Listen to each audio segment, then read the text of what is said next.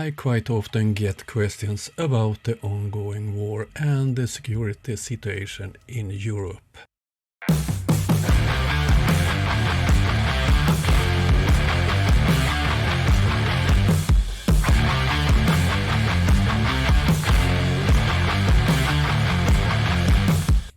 Please note that this is not the bank video and it's my personal view on the current situation. I have planned to make this kind of video for some time. Two things happened yesterday in Sweden that told me it's time to make this video. The first reason is that the government of Sweden have decided to send a big military aid pack to Ukraine, and it contains another type of equipment than the ones we sent before, and this one will not be loved by Putin and the others in Moscow. The second one is that two brothers was sentenced to long sentences yesterday because they have been spying for Russia. I will come back to that one later on too. Let's start with a bit of background. The last time Sweden was in war was 1814. After that we have been neutral. After the Second World War, several of our neighbors joined NATO. Norway, Denmark, Germany, and Finland was forced by the Soviet Union to be neutral, but they had some kind of control over Finland. On the other side of the Baltic Sea, we had the Baltic states that was a part of Soviet Union. We had Poland and East Germany. They was a part of the Warsaw Pact. Sweden was sandwiched between the two rival superpowers during the Cold War, as you clearly can see in this picture. I did my military service in the infantry in the middle of the 80s. When I finished my basic training, I was placed as a commander of 32 soldiers. We were war positioned at the very north of Sweden on the Finnish border, and we were supposed to delay, stop an attack from the Soviet Union via Finland. We had two BV-206, the ones you can see on the picture, and they were not armored, and we had only light weapons.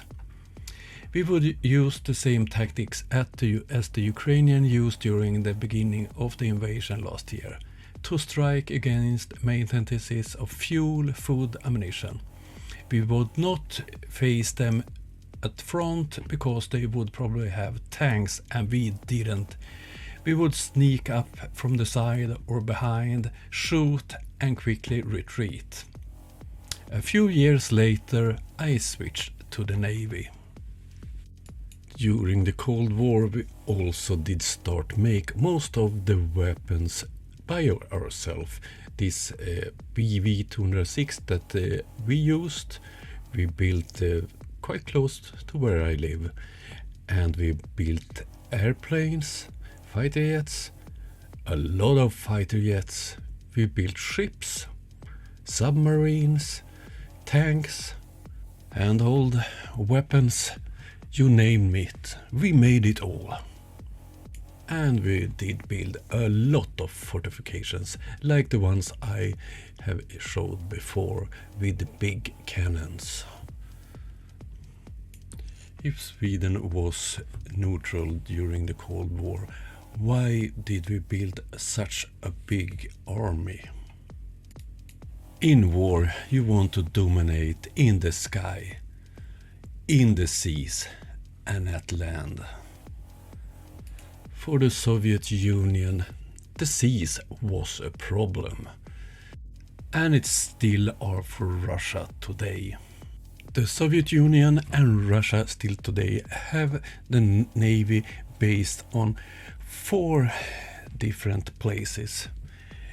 Vladivostok, Far East, in the Baltic Sea region, in the Black Sea and Murmansk up in the north. And let's look at the other Warsaw Pact countries. East Germany and Poland was located by the Baltic Sea. Czechoslovakia and Hungary don't have any coasts, and Romania, Bulgaria was at the Black Sea. All have learned the same lesson from World War I and especially World War II. To have control over the Atlantic is and was important if there would be a big war in Europe. The supply lines over the ocean was one of the key factors to win the Second World War for the Allies. If war had started during the Cold War, Vladivostok on the east coast of Russia would be too far away to make a difference in the beginning of the war. If you look at the Black Sea and the fleets there, they have to pass through Turkey to get to the Mediterranean and then through Gibraltar to the Atlantic. And if we look at the Baltic Sea, they have to pass close to Denmark and Sweden to get out to the Atlantic and close to Norway. So, what was and what is still the most important place for Russian fleets? Up here in Murmansk. So, the tension was between NATO, Soviet Union and the Warsaw Pact countries. So why was Sweden building such a big military force? Was we a threat against Soviet Union, Poland, East Germany and so on? No, they didn't see us a threat, but here is the explanation. The biggest Soviet Union naval forces was in Murmansk. To get control over the Atlantic, they had to go around in Norway, between Norway and Iceland, or between Iceland and Greenland. So they had to go quite close to NATO territory.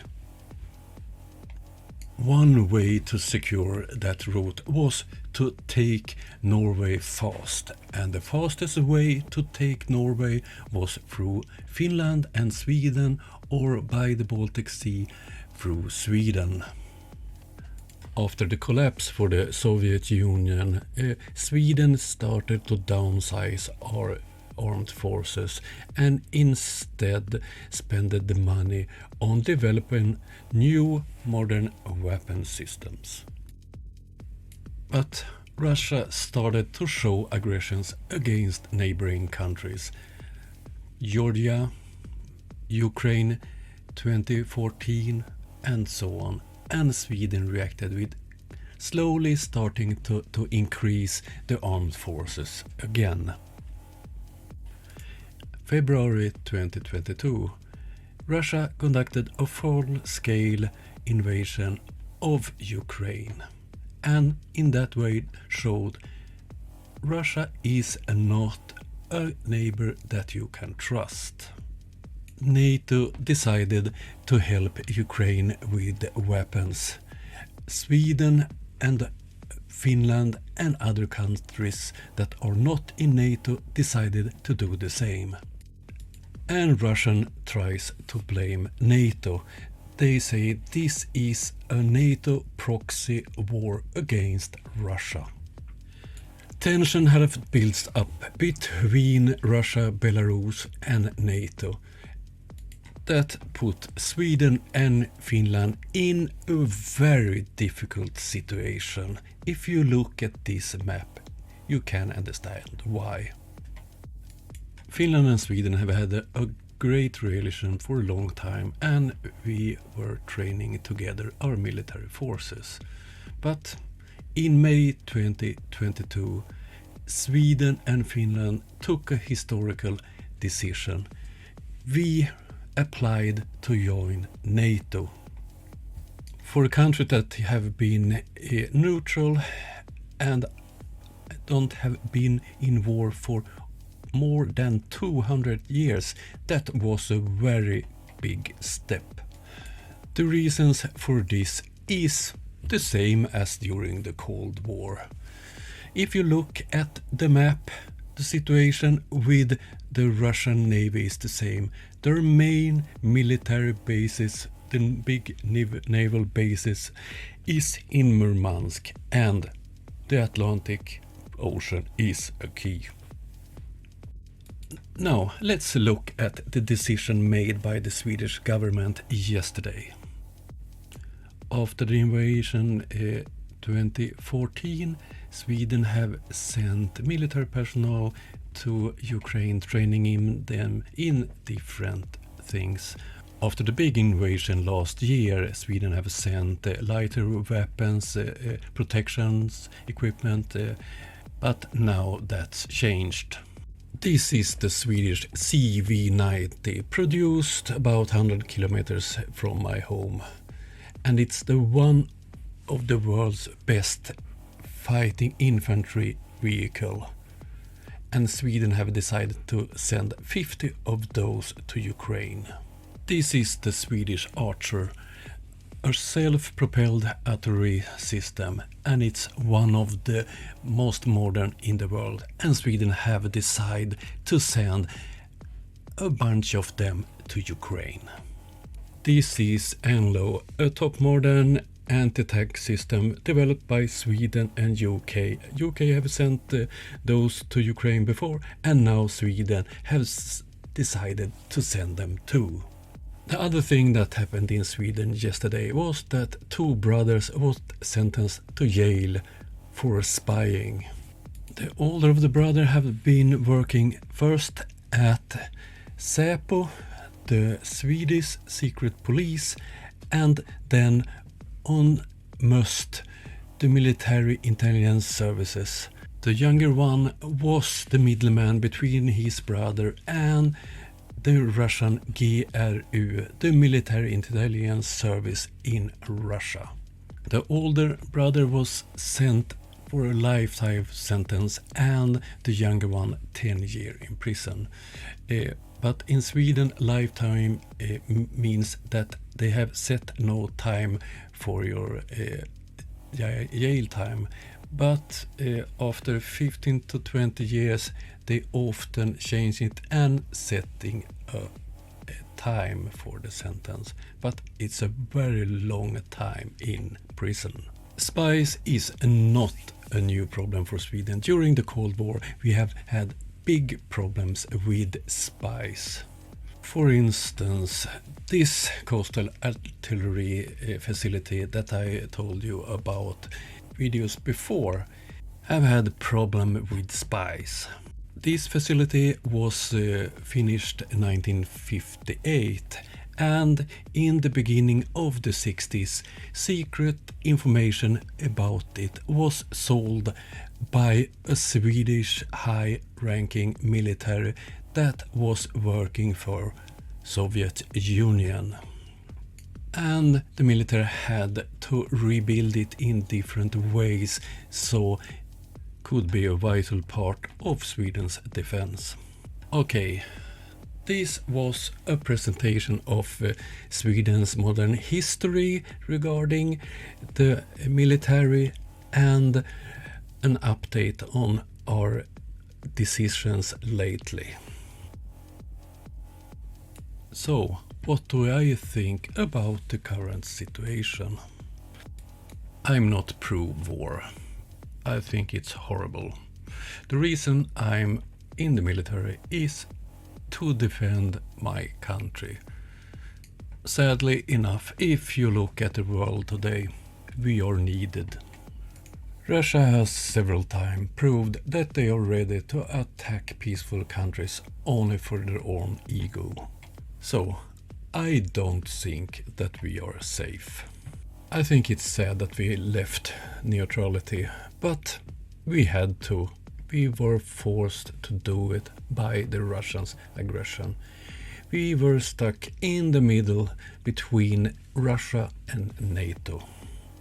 And the fact that we are starting sending more advanced and more heavy weapons to Ukraine, it's necessary. I'm well aware that people are dying down there, but if we don't give the help to Ukraine, Russia will take over the country. Hopefully those weapons will set an end to this war and force Russia to go back to their own country. I have nothing against Russians. I feel sorry for all families losing their sons and husbands in the war in Ukraine, an unnecessary war. I blame the leadership in Russia, not the Russian people. And I feel sorry for all of Ukrainians losing their loved ones, and at the same time I'm deeply impressed of the resistance. Ukrainians are brave people, both military and civilians. So this was my view of the current situation in the world.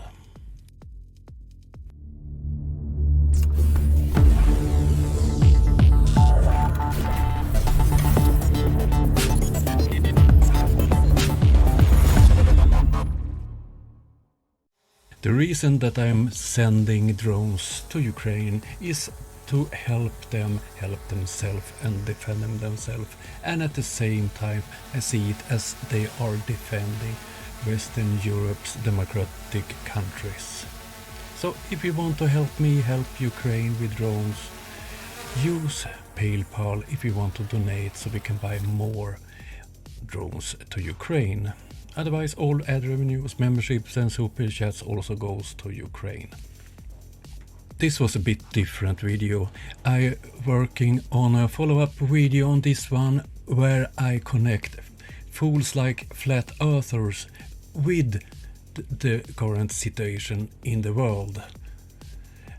I'm not sure when it come out, perhaps next week. Until then, have a nice weekend. See you next week. Bye.